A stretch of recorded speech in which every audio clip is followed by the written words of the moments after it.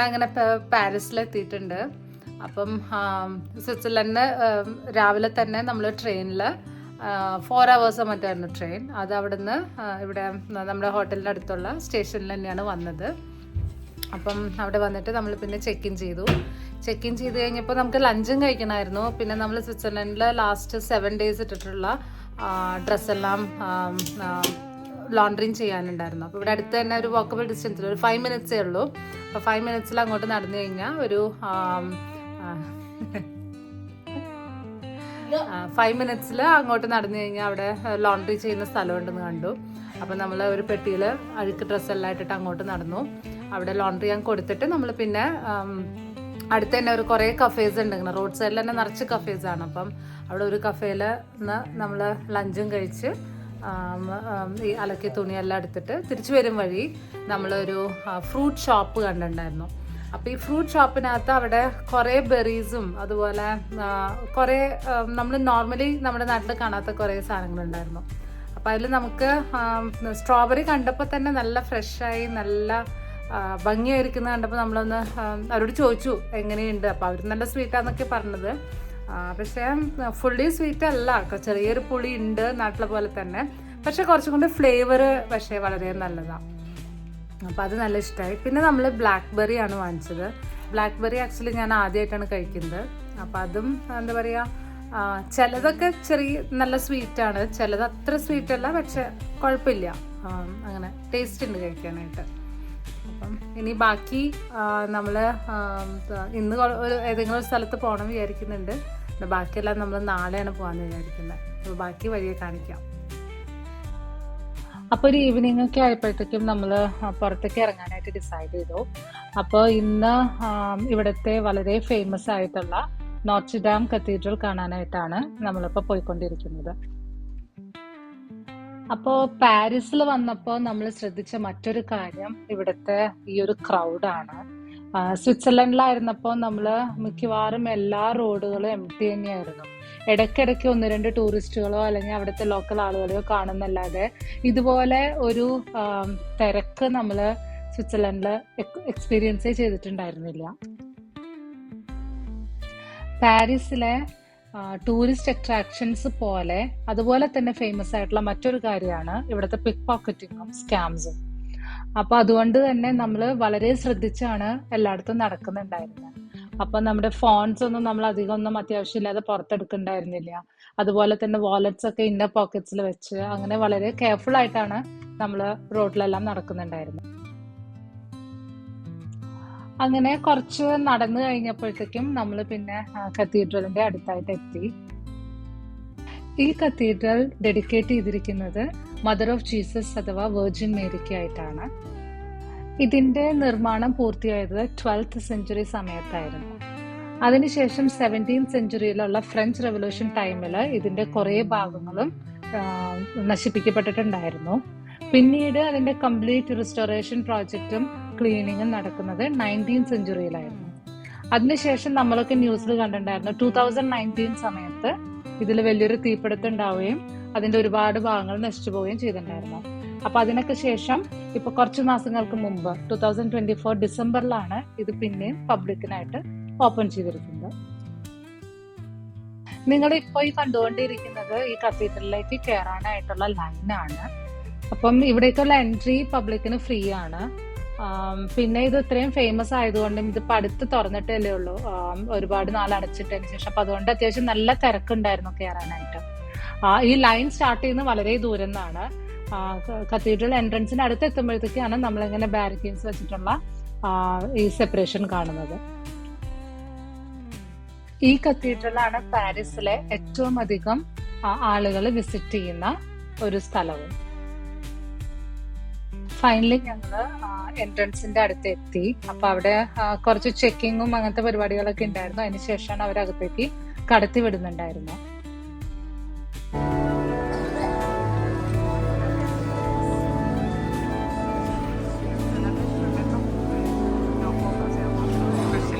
നമ്മളവിടെ എത്തിയപ്പോൾ അവിടെ ഈവനിങ് സർവീസ് നടന്നുകൊണ്ടിരിക്കുകയായിരുന്നു. അപ്പൊ അതുകൊണ്ട് തന്നെ ആ പുറത്തത്തെ സെക്ഷനിൽ മാത്രമാണ് നമുക്ക് നിൽക്കാനായിട്ട് പറ്റുന്നുണ്ടായിരുന്നുള്ളൂ.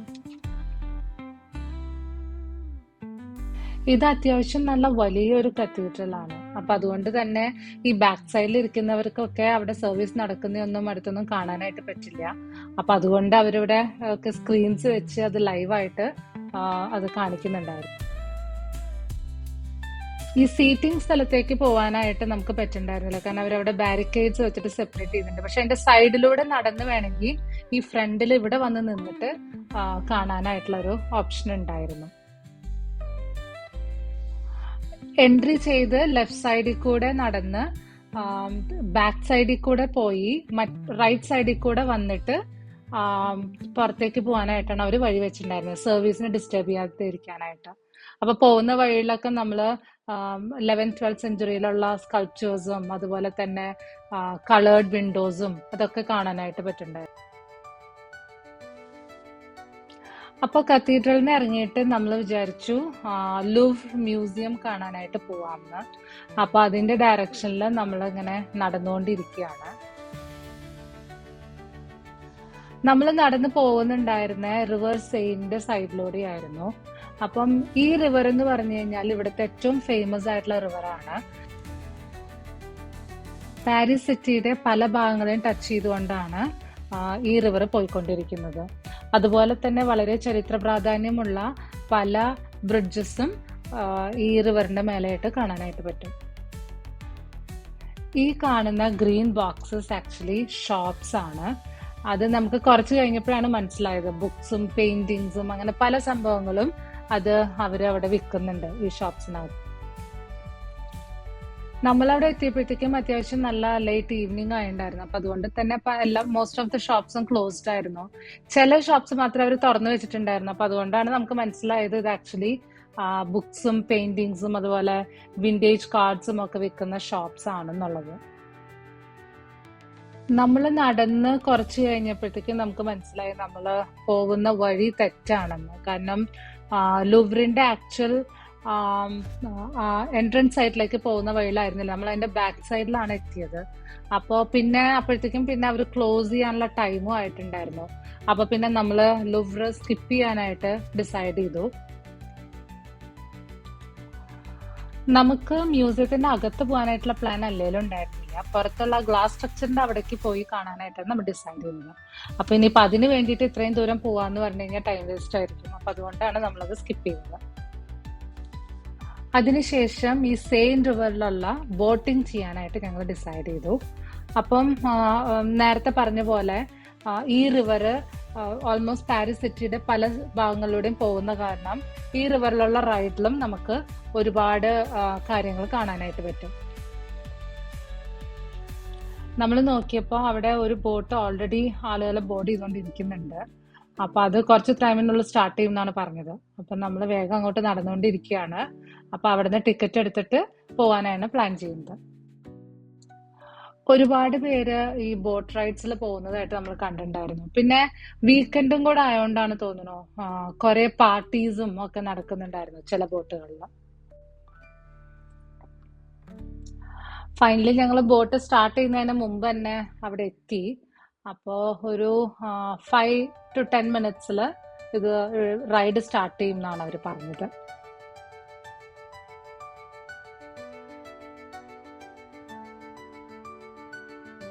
ബോട്ടിനകത്ത് അവര് അനൗൺസ് ഒക്കെ ചെയ്യുന്നുണ്ടായിരുന്നു ഓരോ സ്ഥലങ്ങൾ എത്തുമ്പോഴും. അതുപോലെ തന്നെ പല പല ബ്രിഡ്ജസിന്റെ താഴെ കൂടിയാണ് പോകുന്നത്. അപ്പൊ ഓരോ ബ്രിഡ്ജിന്റെയും ഇമ്പോർട്ടൻസ് എന്താണെന്ന് അവര് പറയുന്നുണ്ടായിരുന്നു. അപ്പൊ നമ്മള് വളരെയധികം വെയിറ്റ് ചെയ്യുന്നുണ്ടായിരുന്ന ഐഫിൽ ടവർ കാണാനായിട്ടായിരുന്നു. നമ്മള് ഈ ട്രിപ്പിന്റെ ഭാഗമായിട്ട് പാരീസ് ചൂസ് ചെയ്തത് തന്നെ ഐഫിൽ ടവർ കാണാൻ വേണ്ടിയിട്ട് മാത്രമായിരുന്നു. അപ്പോൾ നമ്മൾ അത് കാണാനായിട്ടാണ് നമ്മൾ വെയിറ്റ് ചെയ്യുന്നുണ്ടായിരുന്നത്. അപ്പോൾ ഈ റൈഡ് ഇങ്ങനെ സൺലൈറ്റ് ഉള്ള സമയത്ത് പോകുമ്പോഴും അതുപോലെ ഇരുട്ടായതിനു ശേഷം പോകുമ്പോഴും രണ്ട് ഫീലാണെന്നാണ് പറഞ്ഞത്. അതായത് രാത്രി ആയതിനു ശേഷം പോകുമ്പോൾ എല്ലാ ബിൽഡിങ്സിലൊക്കെ ലൈറ്റ് ഇട്ടിട്ട് അതൊരു ഡിഫറെന്റ് ഫീൽ ആയിരിക്കും എന്നാണ് കണ്ടത്. ഫൈനലി ഞങ്ങൾക്ക് ഐഫിൽ ടവറിന്റെ ടോപ്പ് ഇവിടുന്ന് കാണുന്നുണ്ടായിരുന്നു. അപ്പൊ നമ്മൾ ഭയങ്കര എക്സൈറ്റഡ് ആണ് കാണാനായിട്ട്. നമ്മൾ മാത്രമല്ല, ബാക്കി ബോട്ടിലുണ്ടായിരുന്ന എല്ലാവരും ഭയങ്കര എക്സൈറ്റഡ് ആയിരുന്നു. അപ്പൊ ഇതാണ് ഞങ്ങളുടെ first glimpse of Eiffel tower ഇവിടെ വന്നതിന് ശേഷം.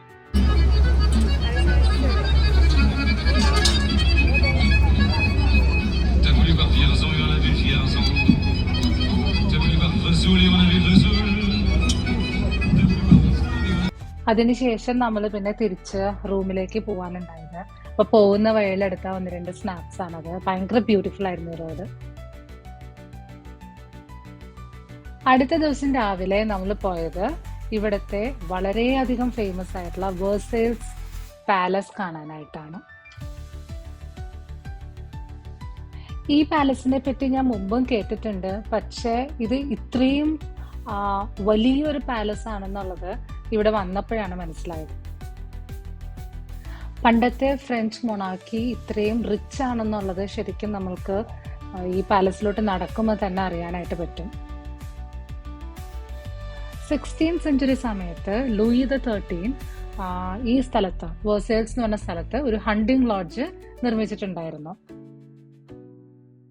ആ ഹണ്ടിങ് ലോഡ്ജിനെ ഇത്രയും വലിയൊരു പാലസ് ആയിട്ട് മാറ്റിയത് ലൂയി XIV ആണ്.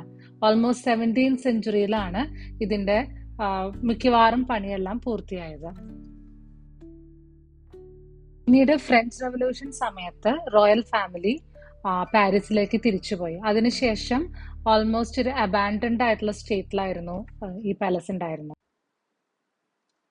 റവല്യൂഷന് ശേഷം ഫ്രഞ്ച് മൊണാർക്കി ഡെമോളിഷ്ഡ് ആയി എന്നാണ് പറയണത്.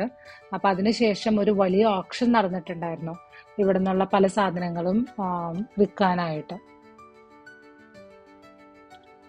അങ്ങനെ ഞങ്ങൾ നടന്ന് അതിന്റെ എൻട്രൻസിന്റെ അവിടെ എത്തി.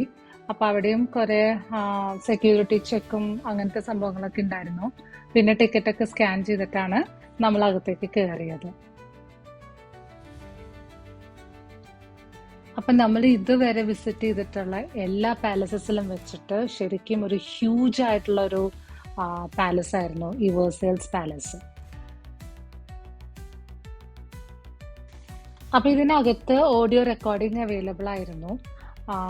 അപ്പം ഓരോ സ്ഥലത്ത് എത്തുമ്പോഴും അവിടെ ഒരു നമ്പർ ഉണ്ടായിരിക്കും. അപ്പൊ ആ നമ്പർ നമ്മുടെ ഡിവൈസിൽ പ്രസ് ചെയ്ത് കഴിഞ്ഞാൽ ആ സ്ഥലത്തെയോ അല്ലെങ്കിൽ ആ പെർട്ടിക്കുലർ സ്കൾപ്ചറിനെ പറ്റിയിട്ടുള്ള ഡീറ്റെയിൽസും അതുപോലെ അതിന്റെ ഇമ്പോർട്ടൻസും ഒക്കെ കേൾക്കാനായിട്ട് പറ്റുമായിരുന്നു. തുടക്കത്തിൽ നമ്മൾ എല്ലാ സ്ഥലത്തെയും എല്ലാം കേട്ടുകൊണ്ട് തന്നെയാണ് പോവുണ്ടായിരുന്നത്. പക്ഷെ അങ്ങനെ പോകുമ്പോൾ അത് കുറെ ടൈം എടുക്കണ്ടായിരുന്നു. കാരണം ഇത് ഭയങ്കര വലിയൊരു പാലസ് ആണ്.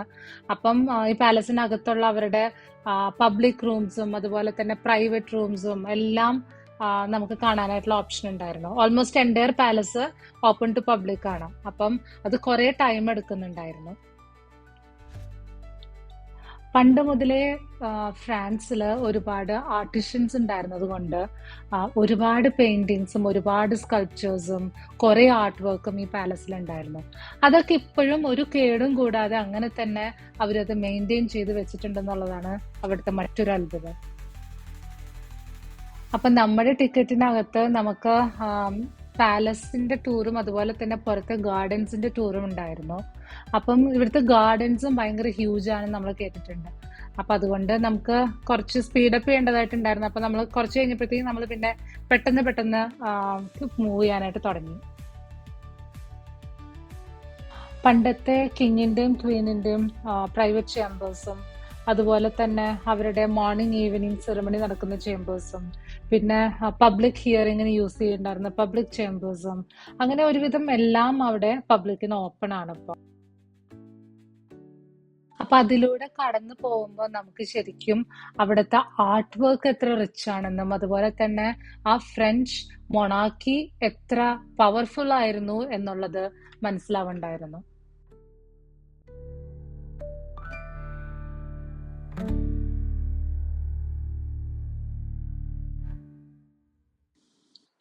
അപ്പൊ പാലസിലെ ഇൻഡോർ വിസിറ്റ് കഴിഞ്ഞിട്ട് നമ്മൾ പിന്നെ പോയത് അതിന് പുറത്തുള്ള ഗാർഡനും അതുപോലെ തന്നെ ആ ഗാർഡനിൽ എക്സ്റ്റെൻഡ് ചെയ്തിട്ടുള്ള എസ്റ്റേറ്റും വിസിറ്റ് ചെയ്യാനായിട്ടാണ്.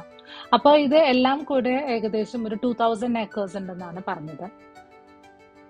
ആ ഗാർഡനും കാണാനായിട്ട് നല്ല ഭംഗിയായിരുന്നു. കുറെ ഫൗണ്ടൻസ് ഉണ്ടായിരുന്നു, അതുപോലെ തന്നെ കുറെ ഗ്രീൻ സ്പേസസും ഇതൊക്കെ ആയിട്ട്.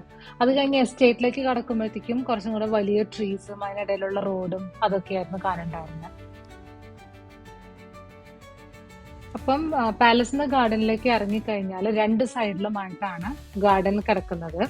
അപ്പൊ അതിൽ 2 സൈഡിലുള്ള വഴിയിൽ പോയി കഴിഞ്ഞാലും 2 കഫേസ് കാണുന്നുണ്ടായിരുന്നു.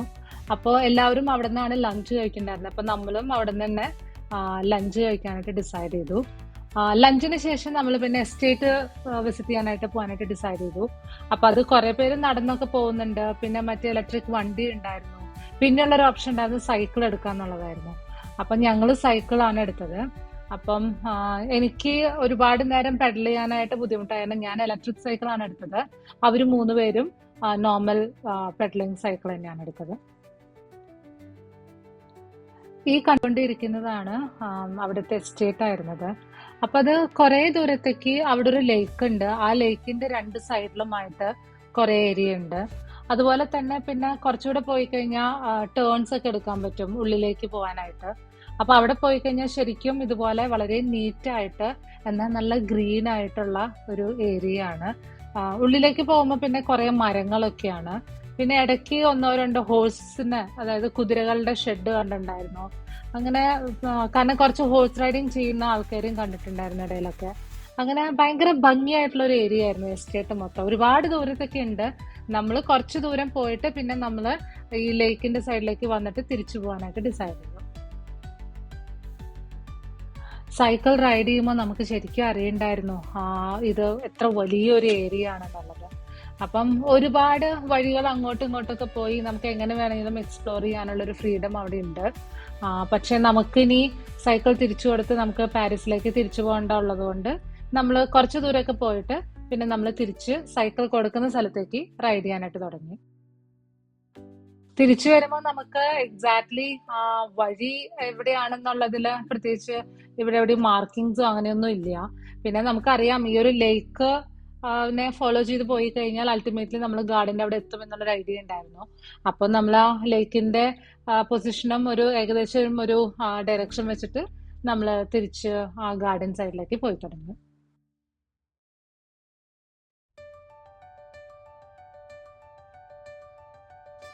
കുറച്ചു നേരം സൈക്കിൾ റൈഡ് ചെയ്ത് കഴിഞ്ഞപ്പോഴത്തേക്കും നമ്മൾ തിരിച്ചു കൊടുക്കേണ്ട സ്ഥലത്തെത്തി. അപ്പൊ അവിടെ സൈക്കിൾ റിട്ടേൺ ചെയ്തിട്ട് നമുക്കിനി പാരീസിലേക്ക് തിരിച്ചു പോകണം. അപ്പൊ ഇവിടെ നിന്ന് പാരീസിലേക്ക് ഓൾമോസ്റ്റ് ഒരു 1.5 hour ഉണ്ടെന്നാണ് പറഞ്ഞത്. അവിടെ നിന്ന് തിരിച്ചു ചെന്നിട്ട് നമുക്കിന്ന് വേറെ പ്ലാൻ ഒന്നുമില്ല. കാരണം ഇന്ന് ഓൾമോസ്റ്റ് എൻ്റെ ഡേ ഈ പാലസിൽ തന്നെയാണ് നമ്മൾ പ്ലാൻ ചെയ്തിട്ടുണ്ടായിരുന്നത്. അപ്പോൾ ഇനി അടുത്ത ദിവസത്തെ വിശേഷങ്ങളൊക്കെ ആയിട്ട് അടുത്ത വീഡിയോയിൽ കാണാം.